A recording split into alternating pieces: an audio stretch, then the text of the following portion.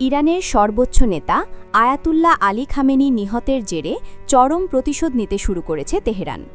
গত শতকের ৬০-এর দশকের পর এই প্রথম পুরোপুরি কোনো মার্কিন সামরিক ঘাঁটি ধ্বংসের মতো নজিরবিহীন ঘটনা ঘটিয়েছে দেশটি।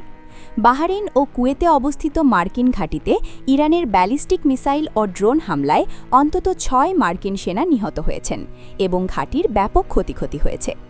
ইরানের গণমাধ্যম ও ফার্স নিউজ এজেন্সির প্রকাশিত তথ্যানুযায়ী বাহরাইনের শেখ ইসা অঞ্চলে অবস্থিত মার্কিন বিমান ঘাঁটি এবং কুয়েতের আলী আল সালেম বিমান ঘাঁটিতে একের পর এক রকেট ও ড্রোন হামলা চালিয়েছে ইরানের মিসাইল ফোর্স।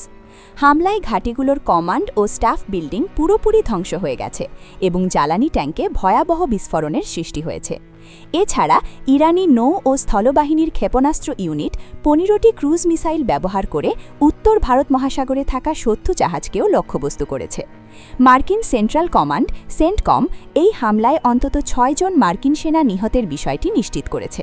হামলার শুরুতেই নিখোঁজ হওয়া ২ সেনার মৃত্যু নিশ্চিত করা হয়েছে, তবে পরিবারের কাছে খবর পৌঁছানোর আগে নিহতদের নাম পরিচয় এখনই প্রকাশ করছে না ওয়াশিংটন। ট্রাম্প প্রশাসন এখনও আনুষ্ঠানিকভাবে মোট ক্ষয়ক্ষতির পূর্ণাঙ্গ চিত্র প্রকাশ করেনি। গত শনিবার তেহরানে এক যৌথ হামলায় ইরানের সর্বোচ্চ নেতা আয়াতুল্লাহ আলী খামেনি সহ শীর্ষ সামরিক কর্মকর্তারা নিহত হন। অভিভাবক হারানোর ধাক্কা সামলে উঠে শত্রুপক্ষকে বিভ্রান্ত করতে মোজাইক কম্ব্যাট বা চতুর্মুখী আক্রমণ কৌশল বেছে নিয়েছে ইরান। ভিন্ন ভিন্ন কমান্ড স্টেশন থেকে অতর্কিত এই হামলা চালিয়ে ইসরায়েল ও মার্কিন প্রশাসনকে দিশেহারা করে দিয়েছে তেহরান।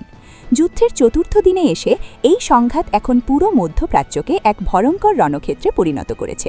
পরিস্থিতি ক্রমেই নিয়ন্ত্রণের বাইরে চলে যাওয়ায় মধ্যপ্রাচ্যের ১৩টি দেশ থেকে নিজ নাগরিকদের অবিলম্বে সরে যাওয়ার কড়া নির্দেশ দিয়েছে মার্কিন যুক্তরাষ্ট্রের পররাষ্ট্র দপ্তর।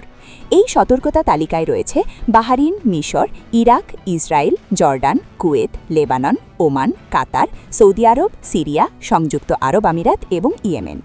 একাধিক ফ্রন্টে ইরানের এই সমন্বিত ও বিরামহীন হামলায় মধ্যপ্রাচ্য জুড়ে এখন চরম যুদ্ধাবস্থা ও উত্তেজনা বিরাজ করছে। পরিস্থিতি সামনে আরও কতটা ভয়াবহ রূপ নেয় সেদিকেই উৎকণ্ঠার সাথে নজর রাখছে পুরো বিশ্ব।